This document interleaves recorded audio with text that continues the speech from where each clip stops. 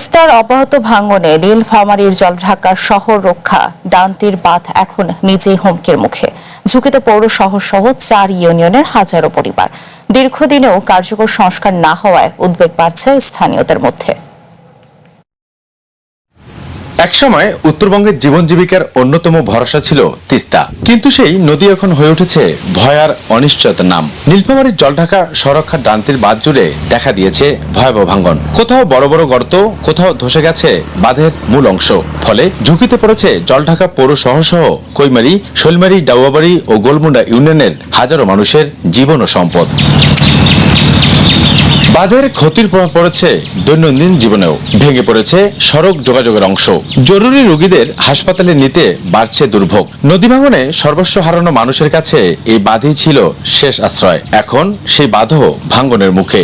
স্থানীয়দের অভিযোগ, 2.5 বছর ধরে ক্ষয় বাড়লেও স্থায়ী সমাধানে কার্যকর উদ্যোগ নেয়নি সংশ্লিষ্ট কর্তৃপক্ষ। আমাদের বাড়ি ছিল আর ওই দিকে, ভাঙতে আমরা এই পর্যন্ত আসতে পারছি। জায়গা আঁকড়ি আছে, জায়গা আমরা অর্ধেক গেছি, জায়গা ঠিক আছে। বাথরুম অর্ধেক নামিয়ে, বাথরুম কোনো গ্যারান্টি নেই, বাথরুম নামিয়ে যেতে আছে। এই বেরিবাদ ভাঙে যদি মসজিদের এখানে যায়, তাহলে এলাকার যত আশা আকাঙ্ক্ষা সব ব্যর্থ হয়ে যাবে। AKS অর্জন করলো গিনেস ওয়ার্ল্ড রেকর্ডস। AKS এই বেরিবারটা কিছু দূর পর পরে মনে করেন যে জায়গায় জায়গায় গর্ত।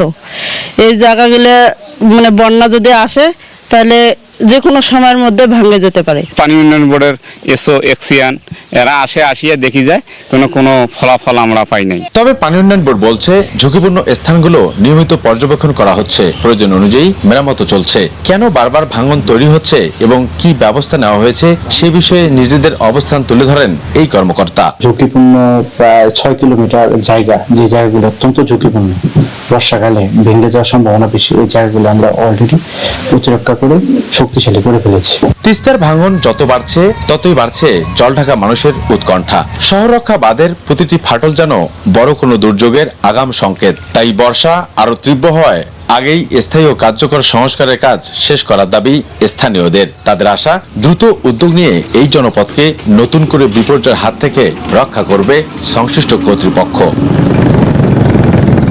আবু সেদপু, চ্যানেল 1, নীলফামারী।